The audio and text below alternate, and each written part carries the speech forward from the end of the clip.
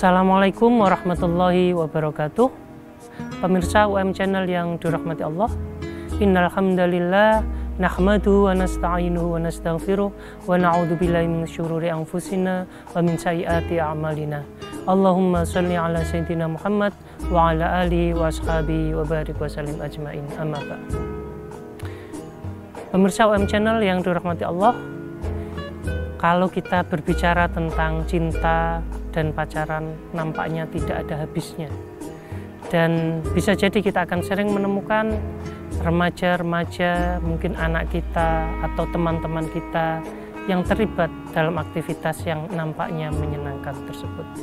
Nah, pertanyaannya, bagaimanakah pandangan Islam tentang pacaran? Nah, mari kita bahas dalam kultum kali ini.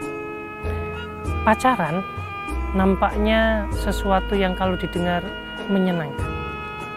Kenapa tidak sih?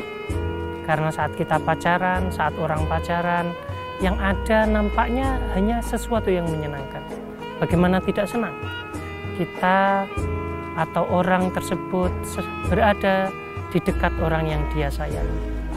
Dia bisa mencurahkan rasa kasih sayang, rasa cintanya, rasa rindunya kepada orang yang dia sayangi. Tentu saja menyenangkan, bahagia, senang, dan rasa yang intinya bahagia, senang, dan semacamnya. Nah, pertanyaannya, bagaimanakah pacaran menurut Islam? Menurut ajaran Islam, kita bisa merujuk pada salah satu ayat yang ada di Al-Quran, surat Al-Isra ayat 32. A'udzubillahi minasyaitonirrajim. Wala taqrabuz zina innahu fahisyatun wa sa'a sabila. Ayat ini memberikan informasi kepada kita bahwa janganlah kita mendekati zina. Karena zina adalah seburuk-buruknya jalan dan sesuatu yang tidak baik. Nah, pertanyaannya, mendekati zina itu tidak boleh. Bagaimana dengan melakukannya? Tentu mafhum mukhalafahnya, pemahaman umumnya, ya tentu saja lebih tidak boleh lagi. Nah, pertanyaannya, apakah pacaran masuk kategori mendekati zina? Nampaknya iya. Coba kita lihat. Apa yang terjadi pada orang yang sedang pacaran? Mereka berduaan dan umumnya tidak bertiga, tidak berempat. Ya mungkin bertiga sih, tapi dengan setan. Kan kata Rasulullah bahwa saat kita berduaan dengan lawan jenis, maka pihak yang ketiga adalah setan. Nah, ini kita masukkan kategori mendekati zina. Karena kita berduaan, apalagi umumnya orang pacaran kan berduanya di tempat yang sepi. Atau bisa jadi di tempat yang ramai, tapi sebenarnya dekat dengan kondisi sepi. Karena keramaian orang tidak memperhatikan, kita kan sama saja dengan sepi. Nah, yang kedua adalah saat orang berpacaran, mereka ada kecenderungan saling menyentuh satu sama lain. Dan ini sebenarnya juga masuk kategori mendekati zina. Karena sebenarnya begitu orang berdekatan dan bersentuhan satu sama lain, itu adalah menjadi pintu masuk terjadinya zina.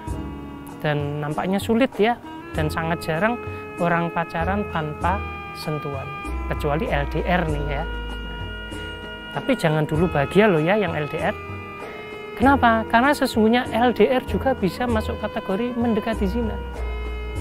Dengan telepon-teleponan atau video call, meskipun jaraknya jauh, kan kita melihat satu sama lain, berangan-angan satu sama lain. Nah, ini juga sebenarnya bisa menjadi pintu masuk terjadinya zina. Oleh karena itu, hati-hatilah yang berpacaran, karena sebenarnya berpacaran itu masuk kategori mendekati zina. Dan ini jelas dilarang oleh ajaran Islam. Tapi mungkin sebagian dari kita akan berkata, iyalah Pak, tapi kan pacaran itu menyenangkan Pak. Saya sudah kadung cinta sama si dia. Bagaimana kalau sudah begini? Nah, pilihannya kembali kepada kita.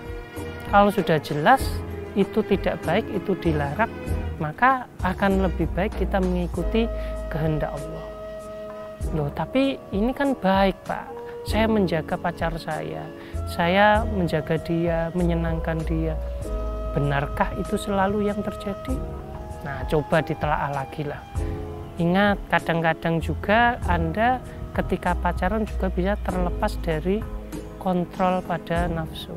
Nah, inilah yang berbahaya dan menjadi pintu terjadinya zina. Nah, oleh karena itu, marilah kita berhati-hati dengan berpacaran. Kalau bisa, usahakanlah Anda menghindari pacaran. Kalau sudah kadung jatuh cinta, jika memang sama-sama suka dan siap menikah, menikahlah. Tapi jika belum siap, simpanlah rasa cinta itu.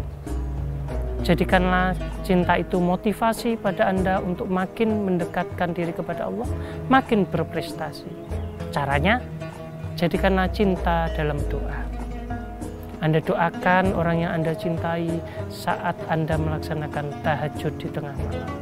Mohon kepada Allah agar Allah menjaganya, agar Allah menjadikan dia pasangan Anda dan menjadi pasangan yang terbaik saat kelak pada waktunya nanti.